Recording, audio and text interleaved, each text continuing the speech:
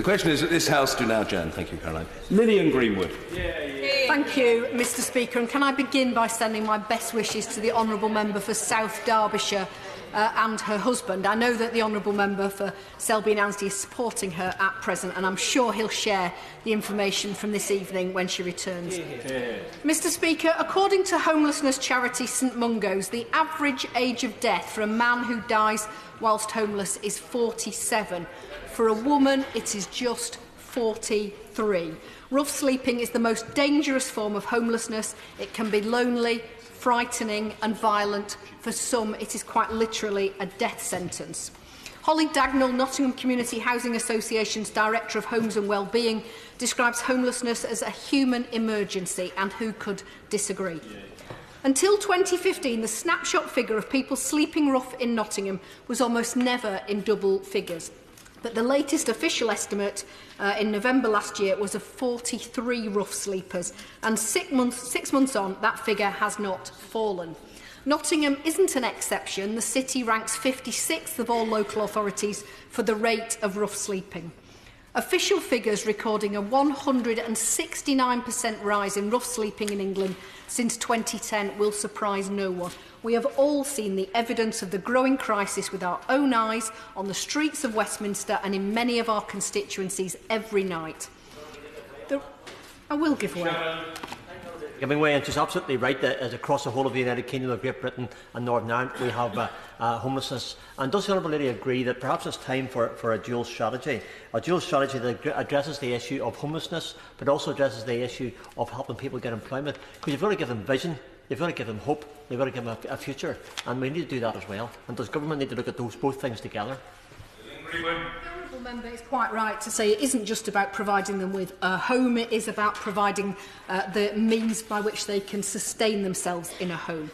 Now, the reasons for the increase are far from a mystery. Crisis cite the impact of welfare reform, rising rents and the housing crisis. People become homeless and sleep rough for many reasons, but the single biggest cause of statutory homelessness is now the end of an assured short-hold tenancy.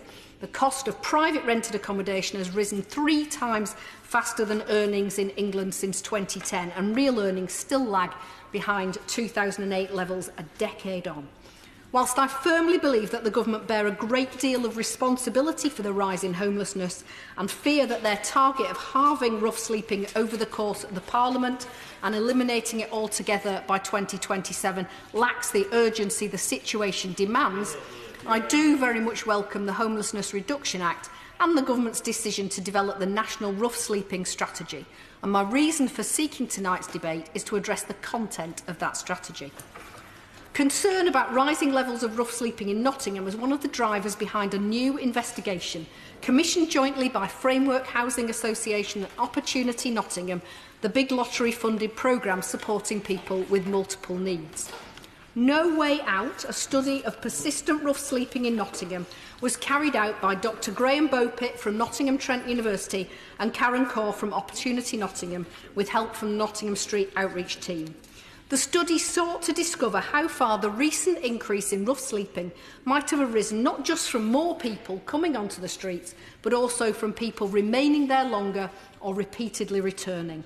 They sought to identify the characteristics that distinguish persistent rough sleepers from the wider street homeless population and any common features in their circumstances that might help to explain persistence. In the remainder of the time available, I'll focus on their key findings before commenting on wider issues in Nottingham and at national level. For the purposes of the report, and therefore this debate, the following definition of persistent rough sleeper applies. Someone who has recorded sleeping rough on at least 10% of nights between the 1st of April 2016 and 31st of March 2017, i.e. 36 nights or more, the sustained. Or someone who's been seen sleeping rough in at least 3 out of the 6 years between 2012 and 2017, the recurrent. There were 72 persistent rough sleepers in Nottingham who met this definition. 7 were both sustained and recurrent, 33 sustained and 32 recurrent.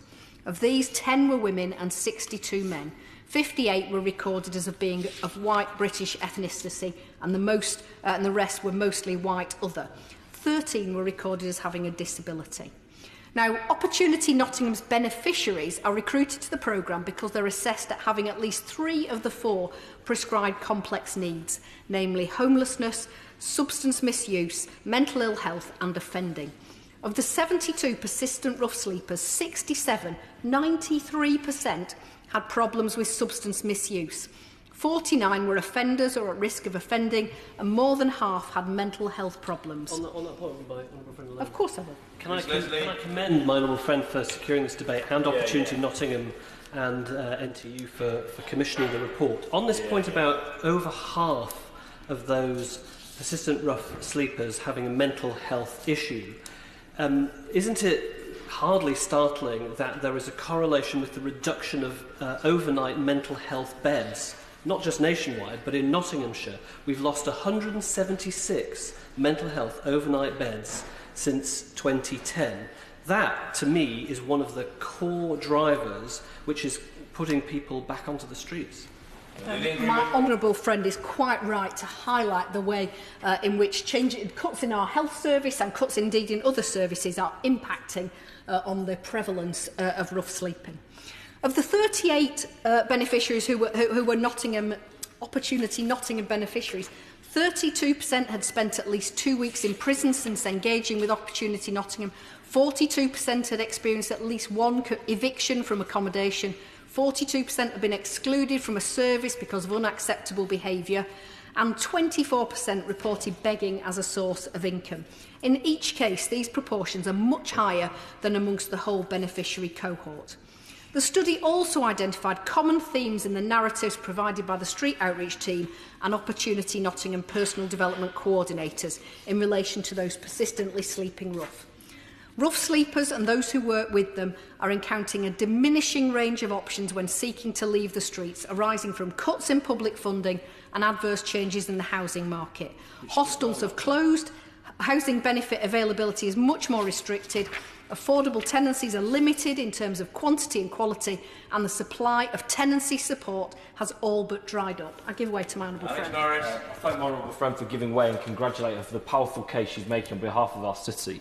I served on the council in our city at a time when we virtually eradicated rough sleeping, and now we're back to where we are today. Does my honourable friend agree with me that this has been caused by a toxic combination of underemployment, poor housing supply, cuts to drugs and alcohol services, inadequate mental health services and other eminently tackleable issues? My honourable friend is absolutely right. These issues were preventable. They are preventable.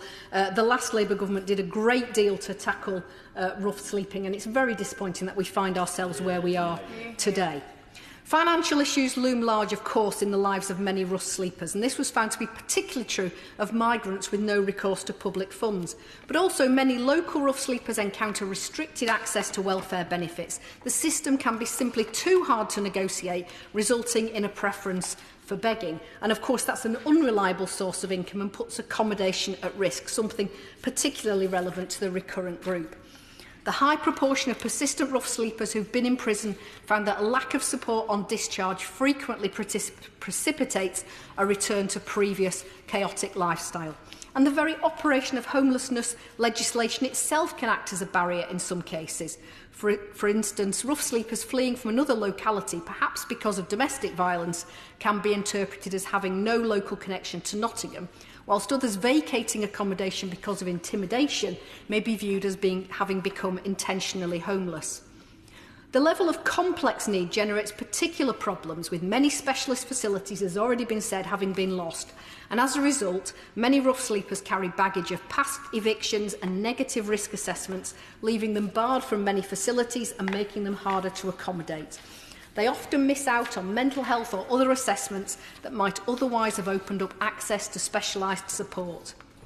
Ambivalent relationships with hostel accommodation are frequently mentioned, with stories of evictions for rent arrears or inappropriate behaviour, perhaps because of a lack of support.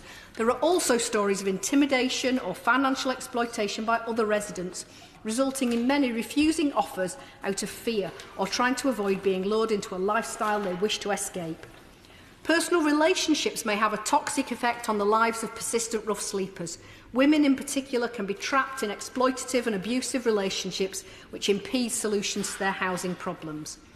When these factors are combined, it can often create disillusionment with what is perceived as a hostile system, making the option to live on the streets attractive. Experiences of repeated failure, the sense of there being no alternative, and the effect of growing numbers of rough sleepers in generating a mutually supporting community creates an inertia in engaging persistent rough sleepers in the pursuit of better options. Whilst this was a limited study of rough sleeping in one locality, I hope it will prompt the Minister to consider initiatives worthy of further research and experimentation. The report recognises how an ambivalent relationship with hostels can leave rough sleepers stranded and calls on the City Council and other social housing providers to adopt schemes like Housing First, which bypass hostels and accommodate rough sleepers straight from the streets with appropriate support.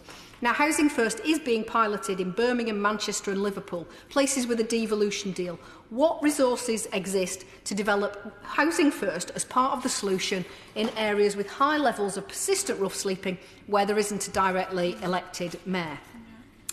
The complexities of human relationships should be acknowledged in drawing up personalised housing plans. For example, requirements like local connection and intentionality rules shouldn't be applied too harshly to people with a genuine need to escape a damaging relationship. Couples in a valued relationship should be able to be accommodated together. As has already been said, mental health problems have shown to feature prominently in Nottingham's homeless population. The Care Act 2014 was introduced to make social care assessments more readily available, but there's evidence to suggest that homeless people struggle to access this provision.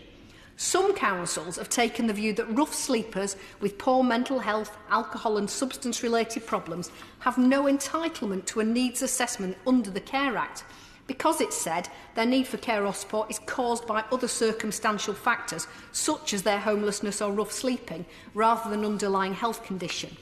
Can the Minister confirm that this interpretation of the Act, which has the effect of excluding rough sleepers from an entitlement that exists for the rest of the population, is incorrect?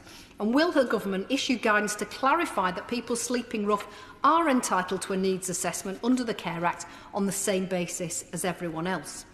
And does the Minister agree that where an individual appears to have support or care needs and they present to a local authority for assistance under the Homelessness Reduction Act, a referral should be made to the appropriate authority for a care needs assessment, and that the outcome of this assessment should be taken into account in developing any personal housing plan? The correlation between persistent rough sleeping and recent spells in prison reflects a failure in offender rehabilitation. This was supposed to have been remedied by the Offender Rehabilitation Act. There is evidence that despite the passing of the Act, short-term prisoners are still being discharged to no fixed abode. What measures will the government take to ensure its more effective implementation? Mr Speaker, I first started applying for my adjournment debate on this subject many weeks ago. But as so often happens in this place, the timing of today's debate has proved incredibly fortuitous, because earlier today St Mungo's launched a new report here in Parliament entitled On My Own 2 Feet. This peer research, which I'm sure the Minister is aware of, examines why some people return to rough sleeping after time off the streets. They identify a range of factors which can push people away from housing or services, and they also identify pull factors that can draw people back onto the streets. When push and pull factors work together, they can lead someone to choose to return to rough sleeping or see no alternative when a crisis comes along. The research also considered how holes in a person's personal safety net can put them at greater risk. I hope the government will look carefully at the recommendations from the St Mungo's report before publishing its rough sleeping strategy next month. Mr Speaker, I don't have time to talk at length about the excellent work being undertaken in Nottingham to tackle homelessness over decades.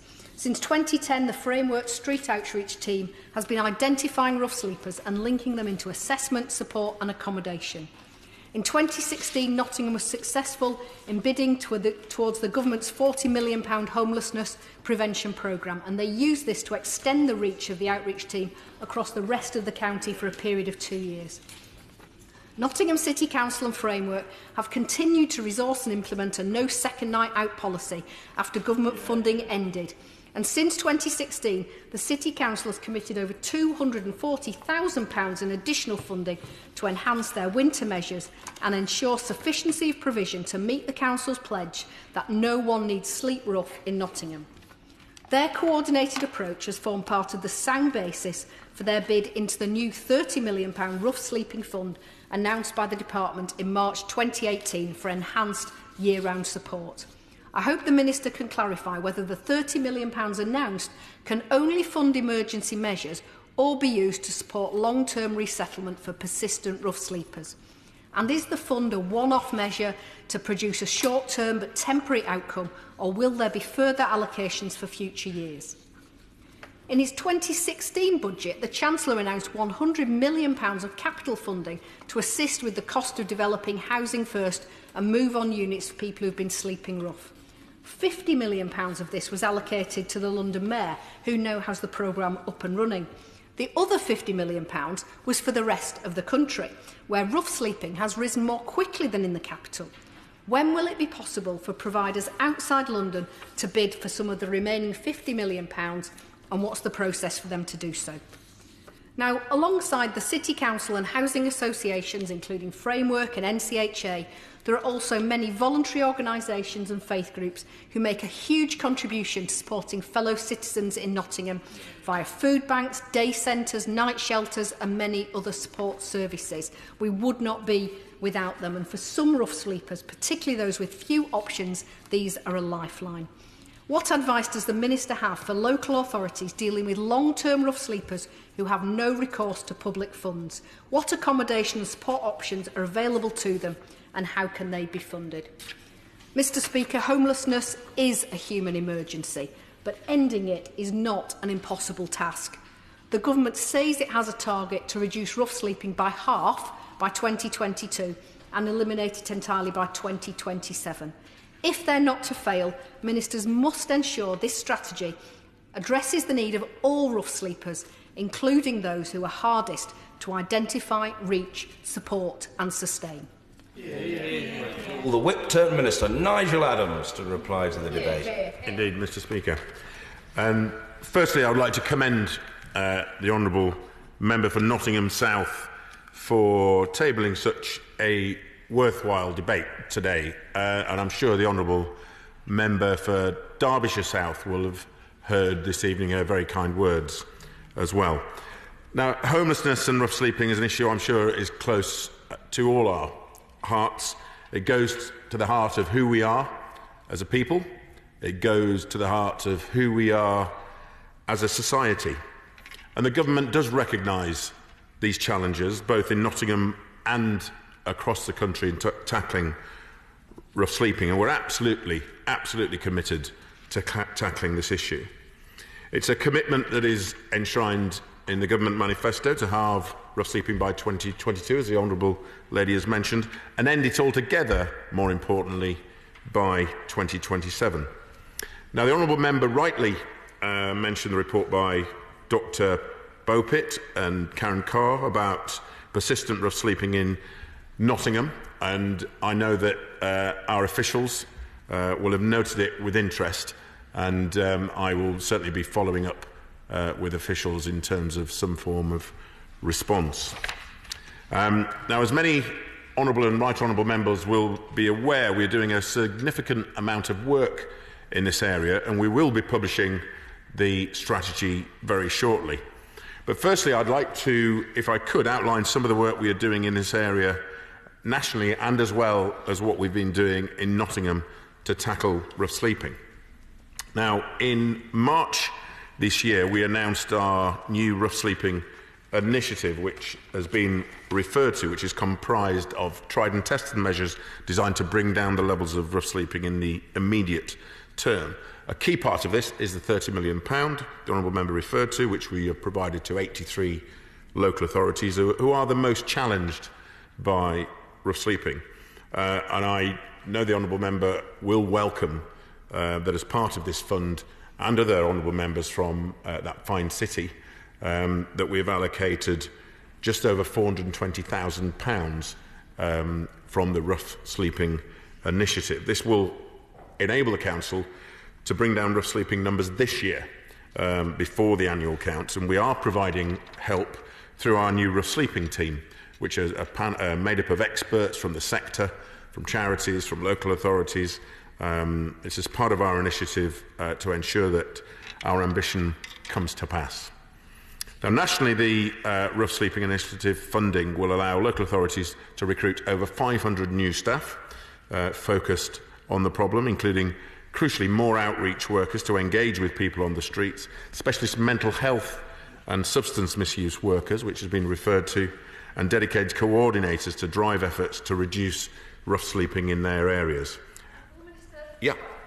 Lilian Greenwood. I just recalled that I didn't include in my speech reference to a new service in Nottingham that's set up by Framework and Recovery Nottingham, Edwin House, that's specifically providing inpatient detox, but also providing residential care for people with substance misuse in a controlled environment. I wonder whether the Minister would like to come and visit the service, which has only very recently opened, to see for himself the work that's being done in Nottingham. I certainly would. Any excuse to go back to Nottingham. I remember going there very often as a child to visit family. I'd very much like to do that. I'm sure my diary secretary will be scribbling something down now to ensure we get something in the diary in the near future. So this initiative will also provide for over 1,700 new bed spaces, including both emergency and settled accommodation. Now, as I mentioned briefly, another key part of the initiative is the rough sleeping team, which we've established, that is comprised of experts from local authorities across the country, government agencies, charities. They'll support this work and ensure that resources are applied effectively. They're continuing to work in partnership with staff in each area to support local authorities, the voluntary sector partners and others to see that this work delivers the changes we need. And we're also delighted to recently announce that the Rough Sleeping Initiative will be led by Jeremy Swain, who I'm sure the Shadow Minister opposite will be very aware brings with him 30 years of valuable experience in the sector, most recently as Chief Executive of Thames Reach. Now, while this initiative is focused on bringing down rough sleeping numbers this year, there is an existing project which was referred to by the Honourable Lady, which is now in its second year, which has been focused in Nottingham and neighbouring local authorities. The £20 million rough sleeping grants announced in December 2016 have seen 48 local authorities take forward bespoke projects which are relevant to their area's needs.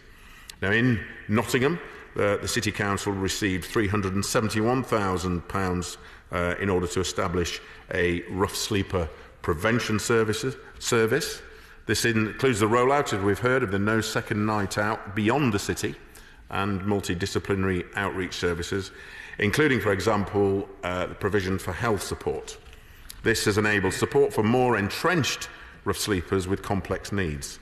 Now, the programme in Nottingham, as honourable members from the city know, it's now in its second year, and I'm delighted to say that it has supported more than 300 rough sleepers in the first year. Now, more broadly, to support local authorities tackle homelessness and rough sleeping generally, we've also committed £617 million in funding in the form of our flexible homelessness support grant.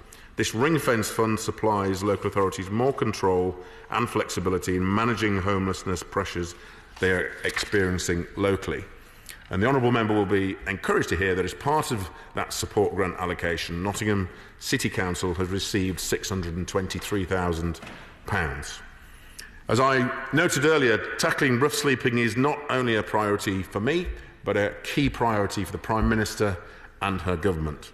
And in order to meet our manifesto commitments, in order to tackle rough sleeping and end it for good, we're developing a cross-government strategy which will make clear how we will achieve this. The development of the strategy is being overseen by a ministerial task force comprised of relevant ministers across Whitehall. And the task force is being supported by a group of experts in the form of our rough sleeping advisory panel. And we're very grateful to St Mungo's for being part of that advisory panel. I had the pleasure of speaking with them earlier this afternoon at the launch of their latest report. Now, this strategy will set out the government's course of action for working with local authorities, the voluntary sector and the wider public sector in how we're going to tackle the government's aim of eliminating rough sleeping by 2027. Now, while we will be setting out further details shortly. What I can tell the House is that our focus will be in 3 core areas: prevention, intervention and recovery, so that by 2027 nobody should have to sleep on our streets. Before I move on to our other existing action the government is taking to address rough sleeping, I would like to draw members' attention to the recent decrease in the number of people rough sleeping in London. Chain data shows that there has been a decrease by more than 600 than last year. Now, this is an encouraging sign, and we are committed to making sure this continues and at an increased rate. And in pursuit of this objective, to support some of the most entrenched rough sleepers off our streets, we have announced 3 innovative Housing First pilots, which the Honourable Lady referred to. They all focus on around 1,000 of the most entrenched, persistent rough sleepers, making sure they get the bespoke support and care they need to make a long-term recovery from their homelessness and rough sleeping.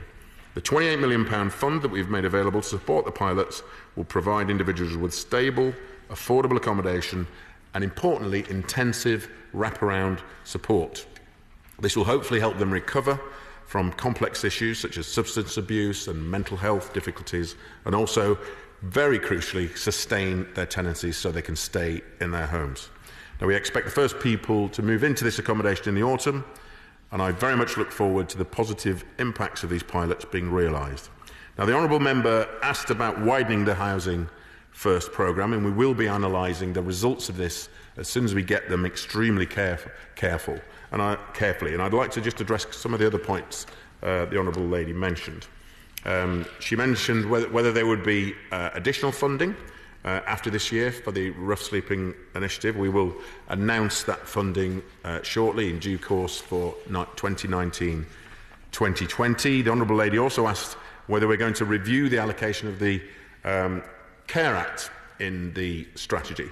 And we will be looking at this. I've heard the Honourable Member's requests, and we will be, and she's made the arguments incredibly well, and I would ask her to be a little patient. She also asked about the causes of homelessness and rough sleeping. We are certainly doing lots of work across departments to ensure that we fully understand. We will be commissioning a feasibility study to determine how we can carry out robust and useful research in this regard. She also asked about what we are doing about migration and people who are not entitled to benefits. The Controlling Migration Fund provides local authorities with funding for projects to tackle rough sleeping by non-UK nationals, and funded projects are working with non-UK national rough sleepers in a range of ways, including supporting them to secure regular employment and accommodation, or facilitating them to make a voluntary return to their country of origin. I just want to focus very quickly on the Homelessness Reduction Act, which came in April this year. The provisions in this Act fundamentally transform homelessness service delivery, and I've seen some fantastic results in the borough of Southwark, where they've been implementing this now for over 18 months. We've been working closely with authorities looking at the data on this, and we will be supporting them in terms of implementing the Act. So, once again, I would like to thank the Honourable Member for Nottingham South for bringing this worthwhile debate to the House. And I hope that I've gone some way in assuring her and other members for Nottingham that this government is absolutely committed to tackling rough sleeping.